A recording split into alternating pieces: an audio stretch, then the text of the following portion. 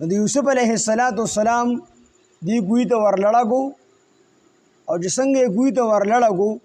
جبرئیل علیه السلام هغه راغی او یوسف علیه السلام یې ونیو او کوی کې په دماغ غوندې کېنو. جبرئیل علیه السلام وایي زه په دوه موږو باندې ډېر زیات تیز تللی یم. یو چې کله حضرت موسی علیه السلام دی چې ماشوم و نو په ماشوموالي کې به د فرعون نه ږیره راکاږله. نو د فرعون خپلې بیبي حضرت اسیه رضی الله عنها ته ووایي چې دا هغه ماشوم دی د کوم ماشوم د لاسه چې زما بادشاهي دړې وړې کړي. نو دا فرعون راولګېدو نو د اسیه بیبي ورته وایي نه دی خو ماشوم دی دی خو نه پوهېږي دا په ناپوهۍ باندې ستا دا ګیر رانیسي راکاږي. فرعون وایي نه دا اکه ماشوم دی چې د کوم ماشوم د لاسه به زما بادشاهي دړې وړې کېږي نجومیانو راته ویل دي ساحرانو راته ویل دي دا اکه ماشوم دی او دې زه وجنمه. خو اسیه رضی الله عنها منع کړو چې نه دا خو ماشوم دی خو نه پوهېږي او زمونږ اولاد نشي دا خو به زمونږ زوی په دا باندې خو مونږ د زوی مینه ماتو نو دې مه وجنه. نو فرعون وایي ته زه امتحان اخلمه. نو په یو لوښي کې ورته ملغلرې کېښودې او بل لوښي کې ورته سکروټه کېښودې.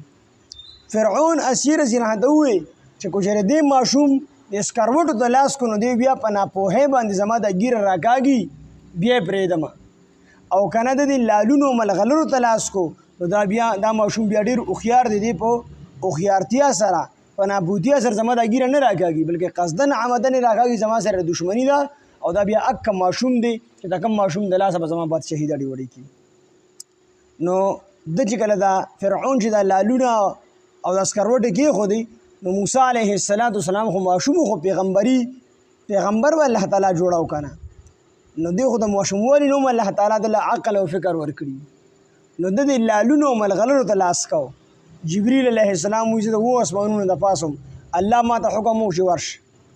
نو ده له لاس دی ملغلرو ته نه ورسولې چې ما دا لاس راواغستو ا دې سکروټو ته مې کوله دا سکروټې راواغستی خولې ته یې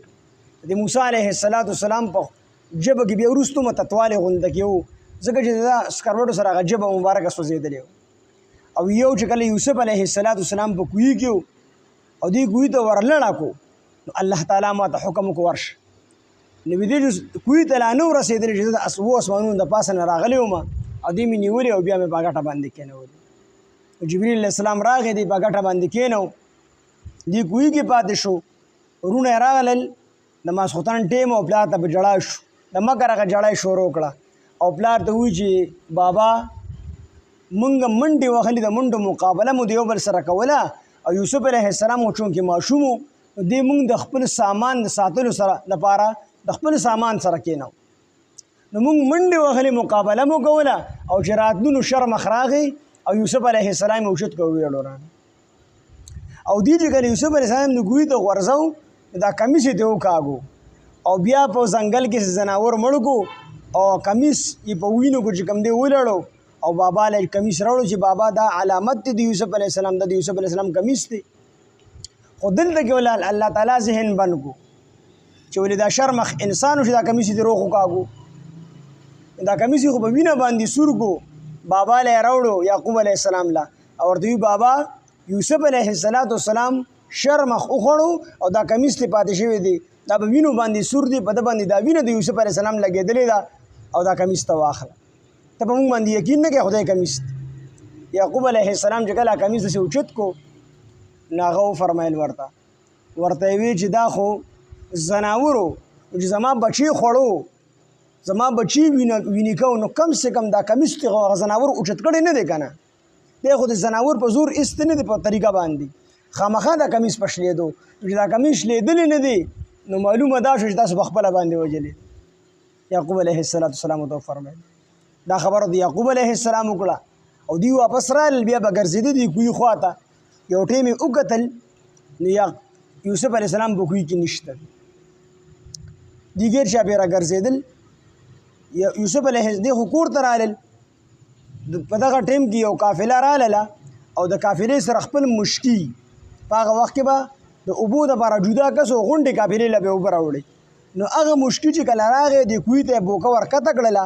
چې ویې کتل یوسف علیه السلام ورپورې نښتې د بوکه راخېجول د اوبه دي او هغې پورې یوسف علیه السلام نښتې دي هغه چې ولې ډېر زیات خوشحاله شو چغې کړلې چې د زیري وي ما ته خو ډېر ښکلي ماشوم راوخته او غلام د ځان له به په تجارت کې خرڅ کړم ډېره ګټه به راته وشي قافلې والا لی راوستو قافلې والا پټ او قافلې والا هم ته ووایي چې دی به مونږ په مصر په بازار کې خرڅ کړو ډېر لوی قیمت پر رالو کي د یوسف علیه السلام دا وروڼه چې راغلل ویې کتل کوی کې یوسف علیه السلام نشته دی نو دوی ګیر چاپېره پره شو نو دا قافلې په نظر شو د قافلې خواله لاړل چې لاړل ورته وایي دا خو زمونږ غلام دی مریم دی دی زمونږ نه راتښتېدلی دی دی مونږ له واپس مه راکوئ ځکه دی مونږ واپس نه بوځو خو مونږ له د دوی قیمت راکئ نو څه لږ غونده کې قیمت هغه ورله هغوی ورکړو دوی واپس رالل او یوسف علیه السلام هلته پرېښود بیا هغوی ځان سره یوسف علیه السلام بوتلو بیا اوږده واقعه